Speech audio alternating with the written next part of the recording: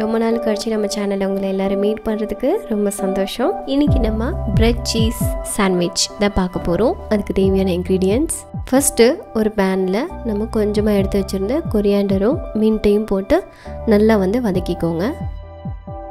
அதுக்கப்புறம் அது ஒரு ஜாரில் கன்வெர்ட் பண்ணிவிட்டு அது கூட ஒரு பிரெட் பீஸ் அளவுக்கு போட்டு கொஞ்சமாக தண்ணி சேர்த்துட்டு நல்லா பேஸ்ட் மாதிரி அரைச்சி எடுத்துக்கோங்க.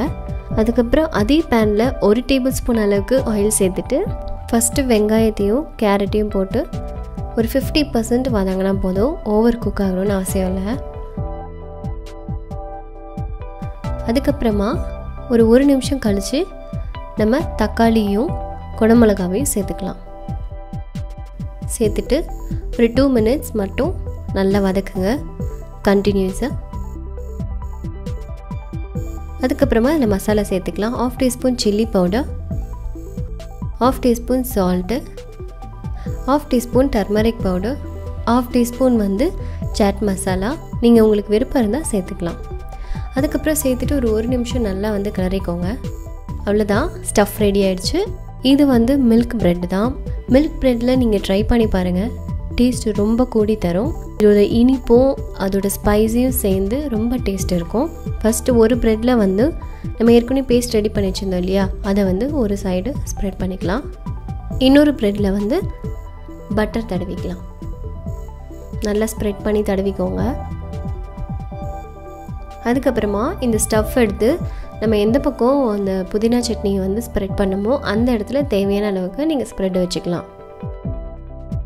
வச்சுட்டு இந்த மாதிரிக்கு ப்ரெட்டில் சாண்ட்விச் பண்ணுறதுக்காகவே நம்மளுக்கு சீஸ் கிடைக்குது. இது உங்களோட ஆப்ஷன் தான், உங்களுக்கு வேணும்னா நீங்கள் வச்சுக்கலாம், பிடிக்கலனாலும் தேவையில்லை.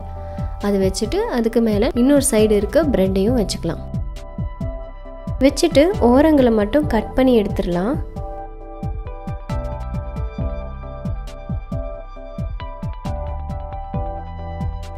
இப்போது சாண்ட்விச் ரெடி ஆகிடுச்சு. இது பார்த்தீங்கன்னா ஒரு சாண்ட்விச் மேக்கர். நீங்கள் இது தோசைக்கல்லையும் போட்டு திருப்பி எடுக்கலாம். நான் இன்றைக்கி 2 பீஸ் செஞ்சுருக்கேன். இது ஒரு கரெக்டாக ஒரு 1 மினிட் குக் ஆனால் பர்ஃபெக்டாக குக் ஆகிடும். இந்த மாதிரி போட்டு லாக் பண்ணிவிடுங்க.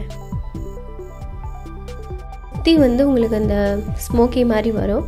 அப்போவே நீங்கள் இதை ஓப்பன் பண்ணிடலாம். அப்போ தான் தீயாமல் குக்கிங்க்கு கரெக்டாக இருக்கும். பாருங்கள், ரொம்ப டெலிஷியஸாக சூப்பராக சீஸ் எல்லாம் அப்படியே உருகி ரொம்ப டேஸ்ட்டாக இருக்கும். பார்க்கவே ரொம்ப நாக்கு உருது. ரொம்ப டேஸ்டியான ஒரு சிம்பிள் பிரெட் சாண்ட்விச் வித் சீஸோட நம்ம இன்றைக்கி பார்த்துருக்கோம்.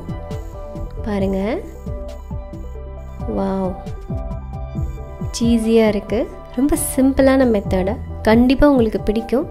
இதை அழகாக கட் பண்ணி சர்வ் பண்ணுங்கள் வித் உங்களுக்கு பிடிச்ச சாஸோட.